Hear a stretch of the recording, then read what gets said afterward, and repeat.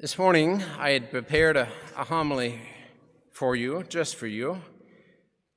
It's pretty good, maybe B+, somewhere around there. Of course, if you were here 3 years ago, it was prepared especially for you then, too. You would never have known. But last night, when I glanced at the second reading, I began to think about it a little bit more. And then when I was working out this morning, I thought of it more and more. Now, don't let your minds go to that great workout video or my tights. This is church, after all. So I offer you these thoughts, unpolished as they are, on the second reading, in particular, along with the gospel. I don't know about you, but I'm noticing as we begin to emerge from the stay-at-home order and somewhat from this experience of the virus, that people are beginning to reflect on their time at home. I suspect it'll be something like reflecting on that great flood of '59 or whenever it was, or the great snow of Christmas Eve 2009. Pretty sure it was that night. I got stuck twice that night. It'll be the great virus of 2020. I don't know about you, but I'm hearing people begin to reflect on their time. The image that's come to my mind has been like a severe thunderstorm or a tornado. What do? Well, you look for protection. You huddle somewhere safe. Now, there are some who doubt the weatherman. At times, the weatherman is wrong, and they go about their business. And there are some who believe there's a tornado and just have to go outside to look at the tornado. I think there have been some of those. But many of us have huddled in our homes for safety. And then afterwards, as we often see on TV, on the news, after a storm, a tornado, people emerge and begin to speak about their experience of it. Perhaps this experience will help those on the coasts to understand what they see of those in the Midwest emerging from storms. Experiences, reflecting on them. Made me laugh just yesterday. I opened up a card from a woman who wished me well and said, I think I've been enjoying this social distancing a little bit too much. I've heard most especially from moms, probably this past week or two, on one occasion or another, reflecting on their experience. Now, maybe it's not universal, but all the moms that I experienced, one that has kids at home, talked about the difficulty of homeschooling, getting adjusted to that and their increased appreciation of teachers. But all these moms talked about how much they value having their kids at home, how much they value being around their family more often, and how they've enjoyed a change of pace. The busyness of life has had to have been set aside in some respects. They're not taking their kids from here to there for this activity or the next. And they've expressed appreciation for that and hope that maybe some modified schedule can be had when things begin to open up. I, too, have appreciated a little bit more of a relaxed schedule, or maybe just having some leisure time, maybe to work outside. But the moms consistently shared that experience with me. Gives me a chance to say Happy Mother's Day to all you moms. Bless you, dear moms. The image of a mother, I might submit to you this morning, is a helpful image for understanding this second reading, in particular, the holy priesthood, the royal priesthood that Peter spoke of, the priesthood of the baptized. I'll never forget this Polish Dominican priest speaking about the Eucharist, used the image of a mother, saying, look what she does. Look, here is my body. Take, eat, to her child, even in the womb and as she breastfeeds.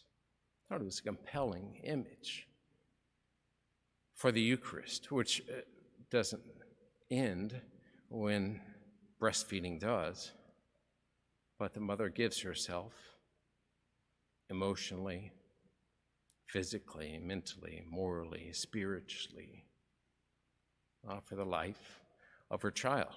It's a compelling image, I find, for the Eucharist, but also for the royal priesthood, offering up spiritual sacrifices for the good of others. Offering up spiritual sacrifices is the sacrifice of one's own life, making an offering with one's own life. This, as I understand it, was the intent, the purpose of Jesus cleansing the temple.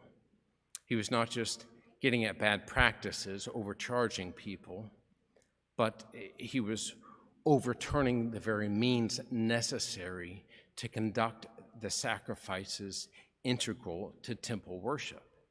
He was changing, suggesting the change that was coming by overthrowing, doing away with what was needed for those sacrifices, speaking of his own self as a sacrifice. And those who would join him in worship would worship in spirit and truth.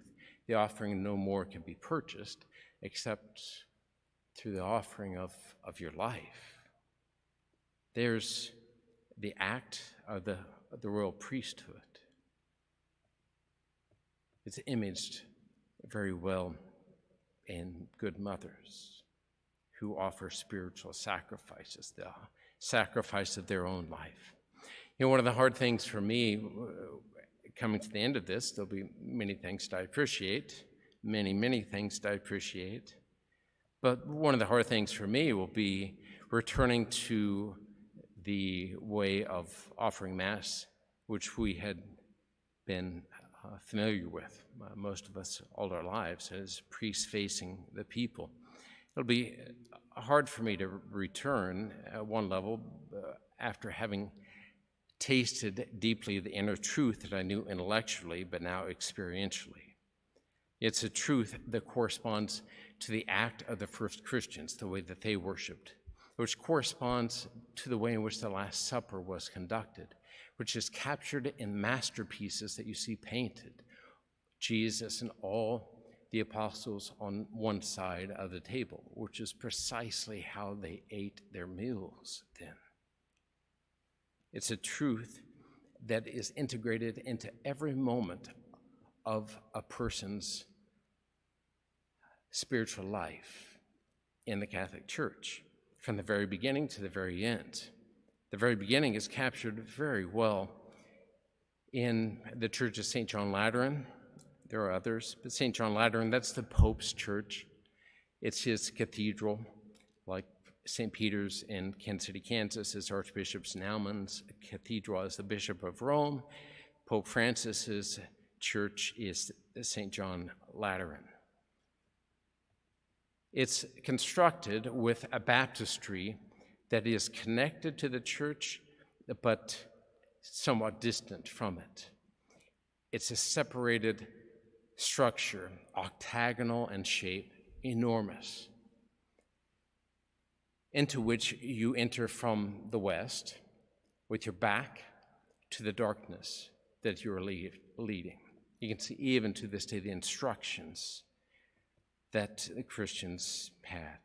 You enter into the baptismal font, which is octagonal for the 8th day, the day of the resurrection, with your back turned towards the darkness, which symbolizes the devil, and your face facing the east, the rising sun, and in there you can see the altar, right? You're pointed towards the altar. From baptism all the way to the grave, if you think about it. Funeral homes, funeral directors Ours here, in particular, are very particular about getting the placement of the body correct, always with the face of the person facing east. Foot first, head last, which is how we're buried in Catholic cemeteries, always.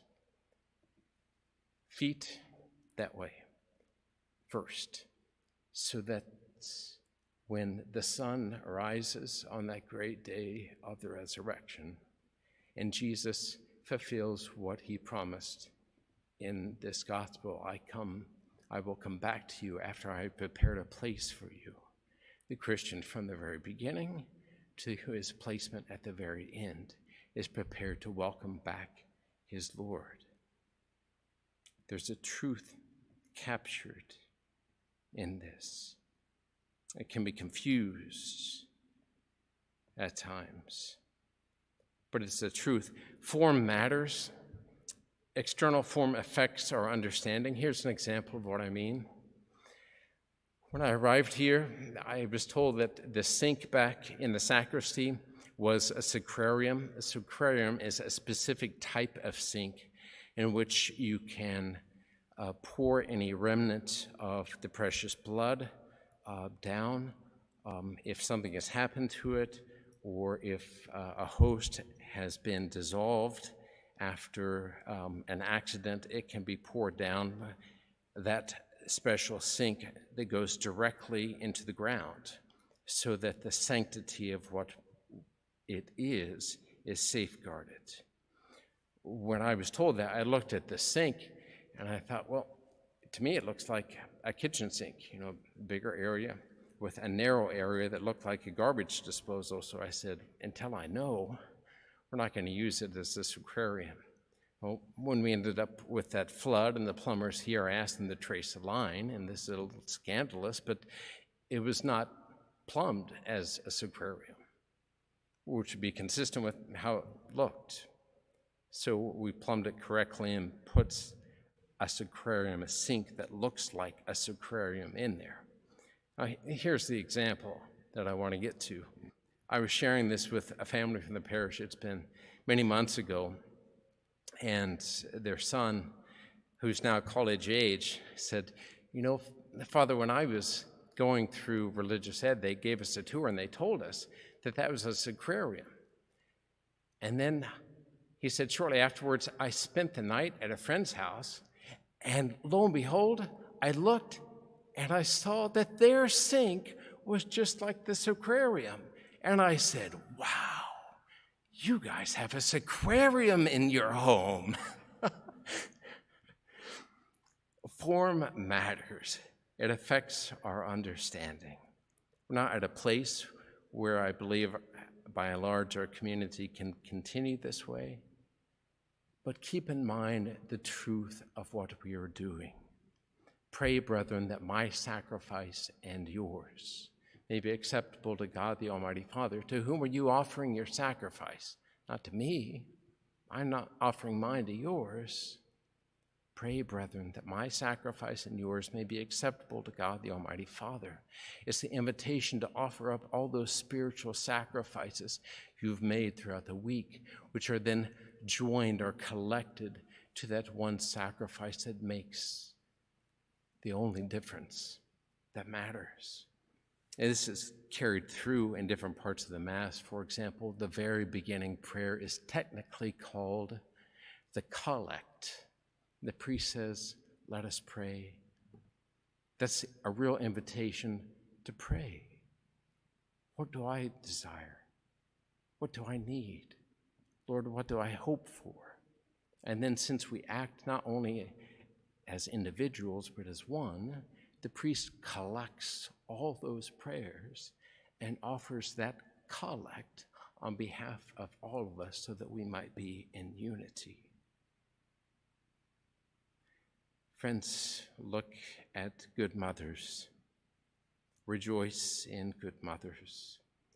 They are the image, as they offer their lives, their spiritual sacrifices, of what we are about here, offering up, being invited to offer up, like the bread and the wine, our very self for the nourishment of the world. As we look at the one who said, when you see me, you see the Father. Let's look to him and offer not little things, but our very lives.